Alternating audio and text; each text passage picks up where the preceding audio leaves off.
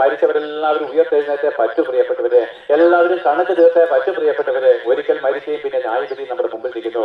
അന്ന് നിങ്ങൾ പാപമോചനം ഇന്ന് നേടാതെ മരിച്ചാൽ അത് നിങ്ങൾ കല്ലറകളെ വിട്ട് എഴുന്നേറ്റ് യേശുക്രിസ്തുവിന്റെ മുമ്പിൽ ന്യായാസനത്തിന് മുമ്പിൽ നിൽക്കുകയും അവൻ നമ്മുടെ ലംഘനങ്ങളെയും പാപങ്ങളെയും പരസ്യപ്പെടുത്തി അവൻ നമ്മളെ നിത്യമായിരിക്കുന്ന തീപ്പൊയ്യിലേക്ക് തള്ളിക്കളയും. അത് സൂര്യചന്ദ്ര നക്ഷത്രാദികളില്ലാത്ത കൊണ്ട് കാലം സമയമില്ല, അത് എക്സ്റ്റേണലാണ് പ്രിയപ്പെട്ടവരെ. ഒരു നാളും നമുക്ക് പിന്നെ രക്ഷ ഉണ്ടാകത്തില്ല. ഒരു നാളും നരകത്തിൽ നമ്മളെ വീണ്ടെടുക്കാൻ ആർക്കും കഴിയത്തില്ല പ്രിയപ്പെട്ടവരെ. അതുകൊണ്ട് പ്രിയപ്പെട്ടവരെ, ഉന്നത പാപങ്ങളെ താഴ്ത്തിക്കൊള്ളുവിൻ, നിങ്ങളെ വിട്ടുകൊള്ളുവിൻ, സുവിശേഷം എതിരി നിൽക്കുന്ന നാവുകളെ അടക്കി സത്യയോടെ സുവിശേഷം കേട്ടുകൊള്ളുവിന്. ഈ പ്രസംഗത്തിൽ നിങ്ങൾ കണക്ക് കൊടുക്കണം പ്രിയപ്പെട്ടവരെ. ദേശത്ത് നിന്ന് ഓടിച്ചു കളഞ്ഞവര് ദേശത്തിന് കണക്ക് കൊടുത്തേ പറ്റൂ. അത് ഞാൻ നിങ്ങളോട് അറിയിക്കുകയാണ്.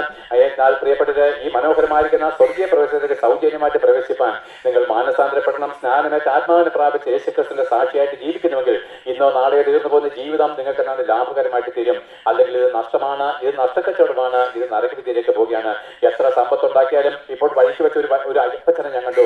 അപ്പച്ചൻ പറഞ്ഞു, മോനെ 100 കോടി രൂപ സമ്പാദിക്കുന്നതിനേക്കാളും നല്ലതാണ്, ഏറ്റവും എന്താണ് ബലപ്പെട്ട കാര്യമാണ് ഒരു ആത്മാവിനെ നേടുക എന്ന് പറയുന്നത്. 100 കോടി രൂപ സമ്പാദിക്കുന്നതിലും ഭാഗ്യകരമായിരിക്കുന്ന അനുഭവം നശിച്ചു പോയ ഒരു ആത്മാവിനെ സ്വർഗത്തിലേക്ക് ആദായപ്പെടുന്നതാണ്. ഇതെന്റെ ജീവിതത്തിൽ നല്ല ധൈര്യം തന്നു.